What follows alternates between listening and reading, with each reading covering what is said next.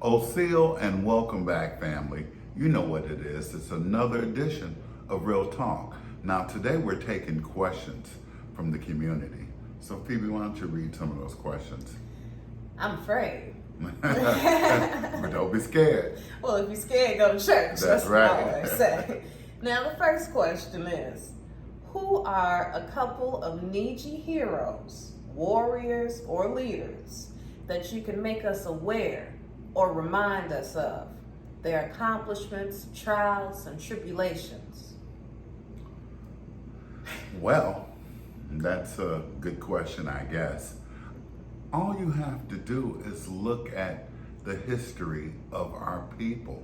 We have invented everything that they're using here on the planet. We are the blueprint for everything that goes on in this world. If you're looking for greatness, if you're looking for leaders, you have to look within. You have to look at yourself. In the mirror. In the mirror. We have a great long legacy. As we say many times, the American Indian War has gone over 400 years. It's still going on. It's just a war on our minds. And that's what we have to take back today, is first take back our minds and then identify with who we truly are. And you got a Chief Tim and Chieftain Phoebe right here. That's right. You got two leaders to inspire you to be more of a leader for yourself. Mm-hmm. Lead yourself out of the ignorance of the world and lead yourself in everyday life. Every time you see one of us accomplishing something that no one else has done, that's a leader. That's a chief or a chiefess. Be inspired. That's right. All right. We also got warriors. You can be inspired from my warriors. I know about my warriors, my riders. My gangs. That's right. And they also have a place which is very important. That's right. Next question. Do blacks and Niijis here have any commonalities or shared experiences of the abuse and terrorism of the white settlers? If so, can you name any? What separates blacks and Niijis here? Have they ever joined forces to fight against the status quo? Well, first of all, we know that that term black was a term given to us by the government, but let's deal with it. Black and Niiji are the same. Same people. Are the same people. Only one term is derogatory. That's right. The other term is actually who you are in your language.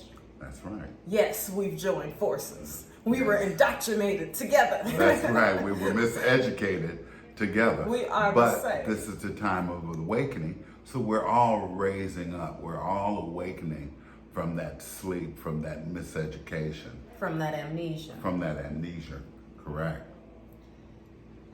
The next question is about slavery. It says, allegedly, there were African imports to Turtle Island, like the Gula Geishas, for example. With the diversity of Niiji/black faces in the U.S., what do you have to say about the African influx? Let me tell you, African man didn't come here until the 70s, really. That's true. He really didn't. I mean, as far as the influences, no, influx. When has there? That's why he said allegedly, or she said allegedly, because it's not true. There is no definitive proof that even happened. You yourself can't find any relatives readily in Africa, not like you can right here. Remember, your name reflects the land mass that you come from. So unless you're walking around here with an African name that was given to you by birth by African parents, then you are not African. They had no influence because we are influencing the world. That's right. Okay, then my next question is an appropriate question to ask. It says, for any of us who have no idea whether we originated from Niiji or African, how do you suggest we find out or verify if our family members are absolutely clueless? Okay, well, if your family members are absolutely ignorant of the fact you should also tell them that they are the Aborigine, that they are the Niijis. You can do a paper trace back and find out through county records, through state records, that your family has been here. If your family has been here over 200, 300 years, you have always been here. Peep this. If your relatives are clueless, then that's a dead giveaway that you are the Niiji of That's Turtle right. Island. Because you've been Because we're the only ones who are don't know clueless who we about are. who we are. That's right. So If you were from Africa, your parents would tell you Ethiopian, Nigerian, Egyptian, or whatever. That's right. But it ain't none of that. No, and she's absolutely right. We are the only people on the planet that were told that. And that came in with that proclamation of the gospel. Mm-hmm. We won't go into that right now. No, not too much. Not too much, but Well, I think another question to ask would be, how can people take their land back there? You know, a lot of my people feel like they shouldn't have to buy back what's already theirs.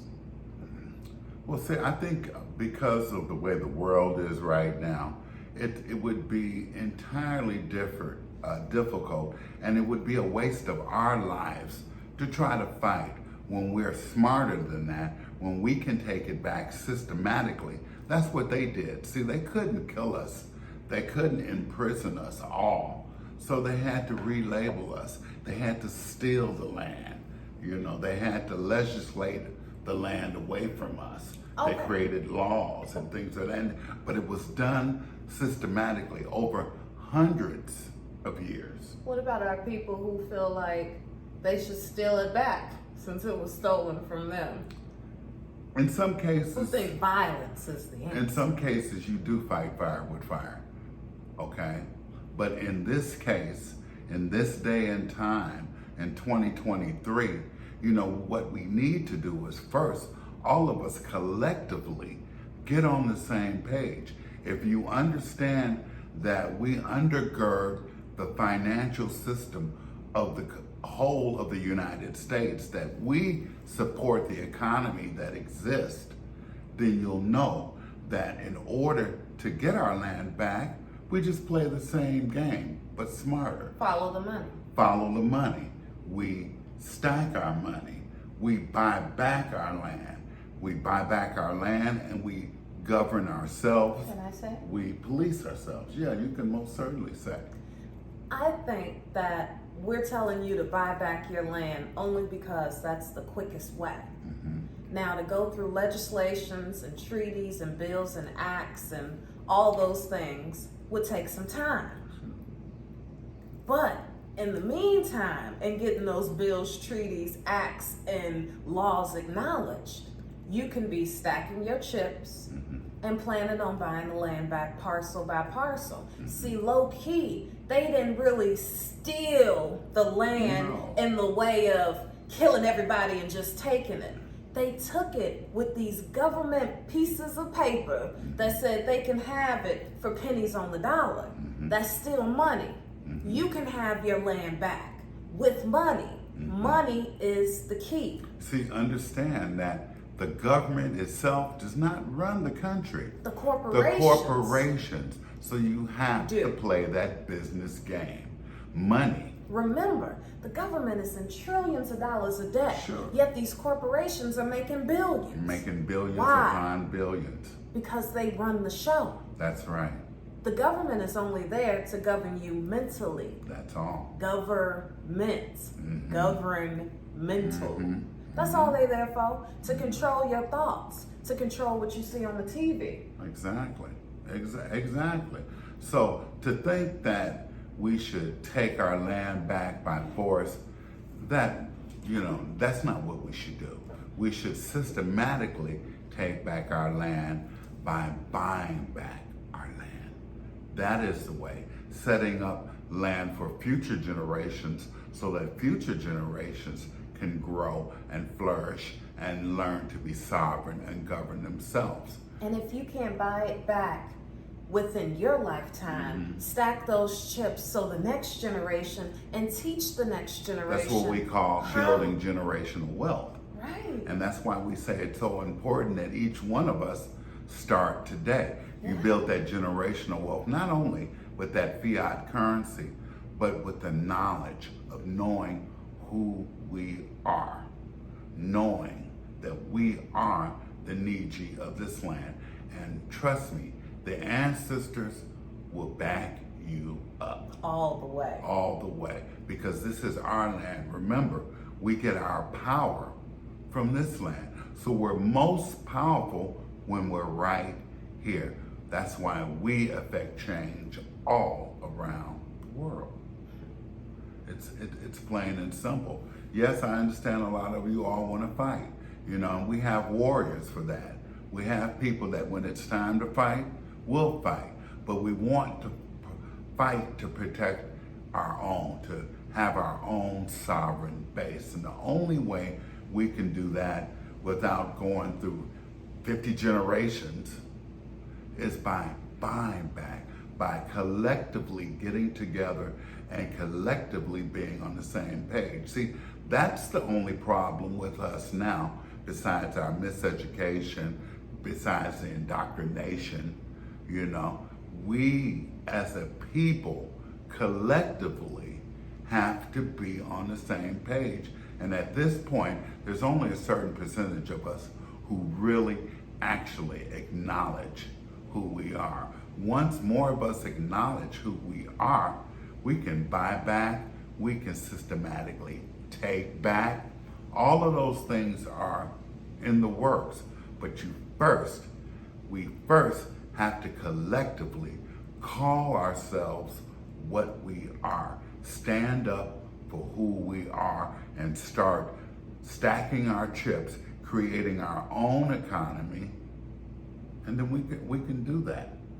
We can do that. If you remember, like I said, that we undergird the complete financial system of the United States. So it's not easy to create our own economy. In fact, it would be if we pulled our money away from their economy. Okay. But that would take a collective effort by all of us.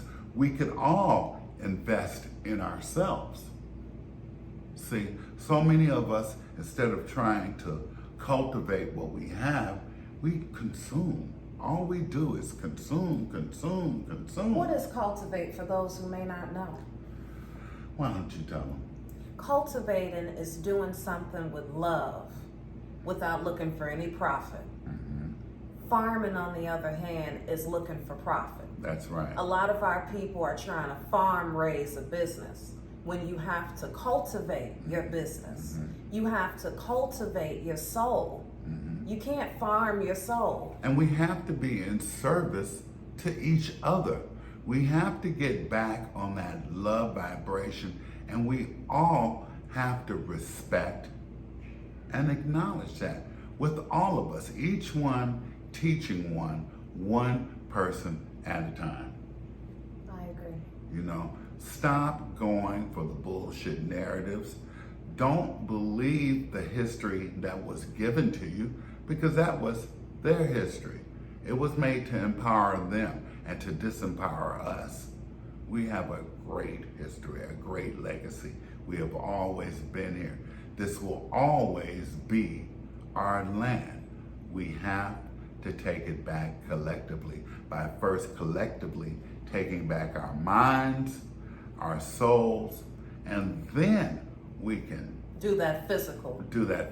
right? Yeah. Mm-hmm. Exactly. Yeah. See? You got to work in the spiritual realm. You got to manipulate the energy first before you can see any physical results, if that makes sense. Yeah, that makes sense. In order to be able to manifest, you have to affirmate that. See, so many of us are not on the same page. When we were successful in places like Tulsa, Chicago, or wherever, we were collectively on the same thing. We knew who we were. Back in the 1900s, back in the 1800s, 1700s, you couldn't call anyone black. You have to understand that terminology did not come around until much later. It was very derogatory. There is no difference between black and Niiji, except we are the indigenous Niiji. That black term was a term that the colonizers, the Europeans, put upon us.